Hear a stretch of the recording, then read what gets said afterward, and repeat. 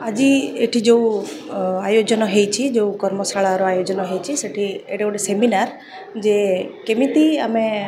न्यायिक व्यवस्था को न जाइकी आपना भितरे निज निज भितरे बुझामणा सहित केमिति गोटे पारिवारिक समस्या को जो पारिवारिक विवाद को केमिति समाधान तार काढ़ी परिबा तार ऊपर आज रही सेमिनार जहाँ को कहा जाउची रेस्टोरेटिव जस्टिस बा पुनरुद्धार जोटा हो पारे जोटा कि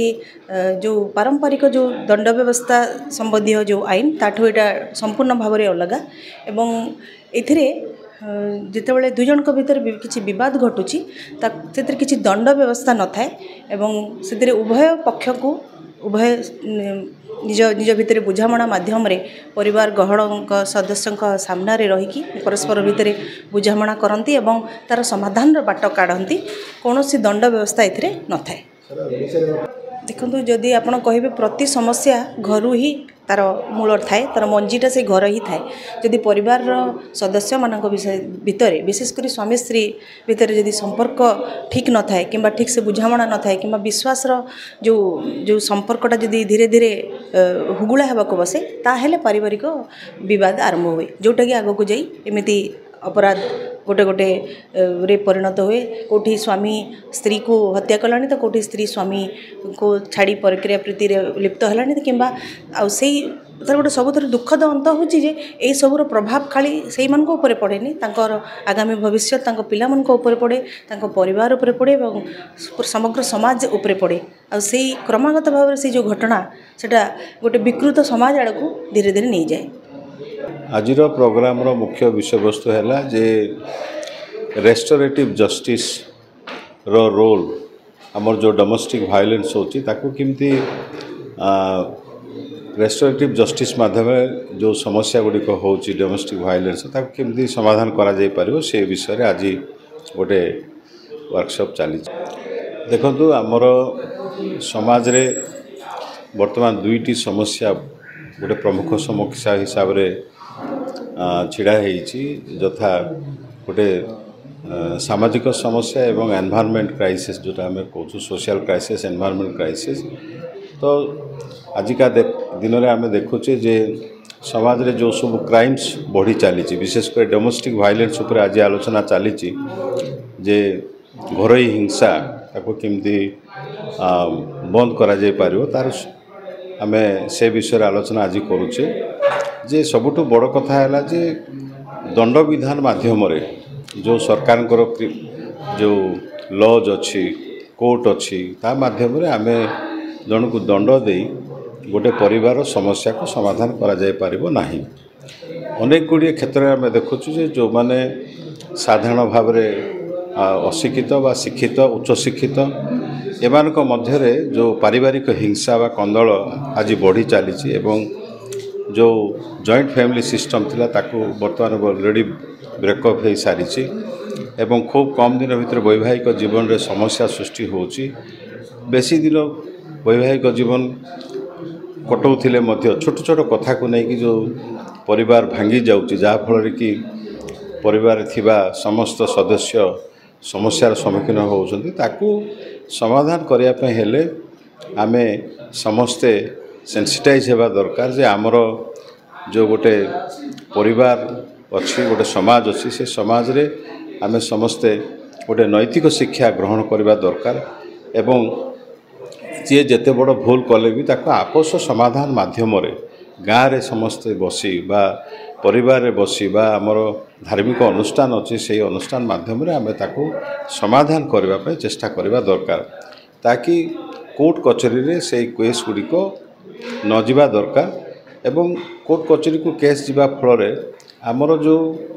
समस्याटा द्विगुणित हुए एवं जड़े कोर्ट को गला परे से जेल भितर को गला परे भी से रिपेंट करे ना रेदर जिते से जेल रु बेल रे फेरी आसे एगेन से आग्रेसिव हुए ताको रिभेंज नेबा पय। तेणु आमे दुई जन व्यक्ति मध्य जड़े जन को माने क्राइम कला जन को विरुद्ध किसी अभियोग कला आ जड़े भिक्टिम ए दुई जन भितर आपस मिलामिशा करने समाज गोटे अच्छी परिवार अच्छी गोटे कम्युनिटी अच्छी तार गुरु दायित्व रही। तेणु सिविल सोसाइटी मेंबर्स ठू आरंभ करिकी ଶିକ୍ଷାନୁଷ୍ଠାନ ଶିକ୍ଷକ ଶିକ୍ଷୟିତ୍ରୀମାନଙ୍କଠୁ ଆରମ୍ଭ କରିକି ଏବଂ ପରିବାରକୁ ଆରମ୍ଭ କରିକି ଆମେ ଗୋଟେ ମାନେ ସଚେତନ ହେବା ଦରକାର ଯେ ଆମର କର୍ତ୍ତବ୍ୟ ଆମର ଦାୟିତ୍ୱକୁ ନେଇକି ଆମେ ଆଗକୁ ବଢ଼ିବା ଦରକାର ଏବଂ ଅନେକ କ୍ଷେତ୍ରରେ ଆମକୁ କିଛି କିଛି କଥାକୁ ନେଇକି ଆମକୁ ବାଧିଥାଏ କିନ୍ତୁ ସେ କଥାକୁ ଆମେ କିଛି ସମୟକୁ ନେଇକି ଯଦି ଆମେ ନିଜ ମନରେ ତାକୁ ଟିକେ ଯଦି ଆମେ ସମ୍ଭାଳି ପାରିବା ଆମେ ତାକୁ ଟିକେ ଯଦି ମାନେ ଧୈର୍ଯ୍ୟର ସହିତ ତାକୁ କିଛି ସମୟ ଅତିବାହିତ କରିଦେବା ତାହେଲେ ଡେଫିନେଟଲି ସେ ପ୍ରୋବ୍ଲେମଟା ସଲ୍ଭ ହେବ କିନ୍ତୁ ମୁଁ କହୁନାହିଁ ଯେ କିଛି କିଛି ହିନିୟସ୍ କ୍ରାଇମ୍ସ ଅଛି ଯେଉଁଟାକି ଅତି ଆମେ rare of the rare cases ବୋଲି ଆମେ କହୁଛୁ ସେଇଭଳି କେସ୍ରେ ଆମେ କିଛି ଲୋକଙ୍କୁ ଦଣ୍ଡବିଧାନ କରିବା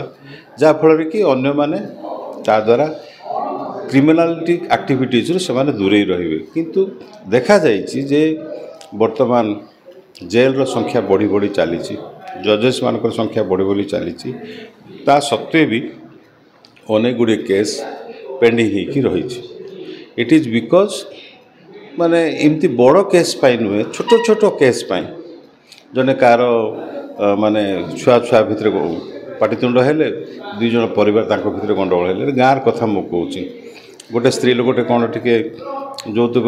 ଆଣିବାରେ କୌଣସି କାରଣବଶତଃ ଯଦି ଯାହା ସେ ପ୍ରମିସ୍ କରିଥିଲା ଟିକେ କିଛି ଆଣିପାରିଲେନି ବାପ ଘରୁ ତାହେଲେ ସ୍ୱାମୀ ଶାଶୁର ଘରୁ ତାକୁ ଯେଉଁ ନିର୍ଯାତନା ଦେଉଛନ୍ତି କି କିଏ ଘର ଭିତରେ ଟିକେ ରୋଷେଇ ଫୁଷେଇରେ କିଛି ଅସୁବିଧା ହେଲା ଏସବୁ ଯେଉଁ ଛୋଟ ଛୋଟ ମନୋମାଳିନ୍ୟ ଦ୍ୱାରା ସେଇଟା ଆମେ ପରିବାରରେ ହିଁ ଆମେ ତାକୁ ସମାଧାନ କରିବା କଥା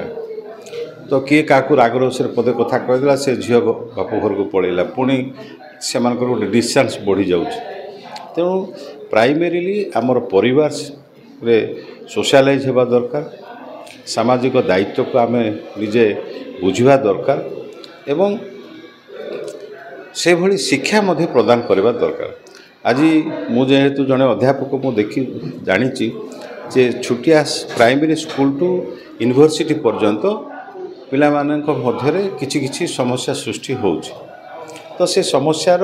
ଦୁଇ ଆଡ଼ୁ ତା'ର ଆମେ ଯଦି ଦେଖିବା ଉଭୟ ପଟୁ ଦାୟୀ ରହିବେ ଗୋଟେ ହେଉଛି ପରିବାର ଏବଂ ସେ ସମାଜ ଏବଂ ଶିକ୍ଷା ଅନୁଷ୍ଠାନକୁ ସମାଜ ଭିତରେ ଆସୁଛି ତେଣୁ ଆମେ ଯଦି ତୃଣମୂଳ ସ୍ତରରୁ ସେମାନଙ୍କୁ ନୈତିକ ଶିକ୍ଷା ଦିଆଯିବ ପିଲାମାନଙ୍କୁ ତାହେଲେ ମୁଁ ଭାବୁଛି ନିଶ୍ଚିତ ଭାବରେ ସେ ସମୟକ୍ରମେ ସେ ସମସ୍ୟାଟା ଆଗକୁ ବଢ଼ିବ ନାହିଁ ବା ଛୋଟ ଛୋଟ କଥାକୁ ନେଇକି ସେମାନେ ଆଗ୍ରେସିଭ୍ ହେବେ ନାହିଁ ପିଲାମାନେ ଏବଂ ତାକୁ ନେଇକି ବହୁତ ଗୁଡ଼ିଏ ସମସ୍ୟା ସୃଷ୍ଟି ମଧ୍ୟ ହେବ ନାହିଁ ତ ଏଥିପାଇଁ ଆମ ସମସ୍ତଙ୍କର ଗୁରୁ ଦାୟିତ୍ୱ ରହିଛି ଯେ ଆମେ ଯେକୌଣସି କଥା ପୃଥିବୀ ଆରମ୍ଭରୁ ଶେଷ ପର୍ଯ୍ୟନ୍ତ ଏ ସମସ୍ୟାଟା ରହିବ ସମସ୍ୟା କେବେ ଦୂରେଇ ଯିବନି କିନ୍ତୁ ସେ ସମସ୍ୟାକୁ ଆଡ଼ଜଷ୍ଟ ହେବା ତାକୁ ଆମେ ଆଉ ଗୋଟେ କଥା ବି କହୁଛୁ ଏନଭାୟରନମେଣ୍ଟ ମୋଡ଼ିଫିକେସନ୍ ବୋଲି ବି ଆମେ କହୁଛୁ ଗୋଟେ ସମସ୍ୟାର ସମାଧାନ କରିବା ପାଇଁ ଆମେ କିଛି ପନ୍ଥା ଅବଲମ୍ବନ କରିବା ଯେଉଁଥିରେ କି ଆମର ସମସ୍ୟା ସମାଧାନ ହୋଇପାରିବ ଏବଂ ସୁସ୍ଥ ସମାଜ ଆମେ ଗଠନ କରିପାରିବା।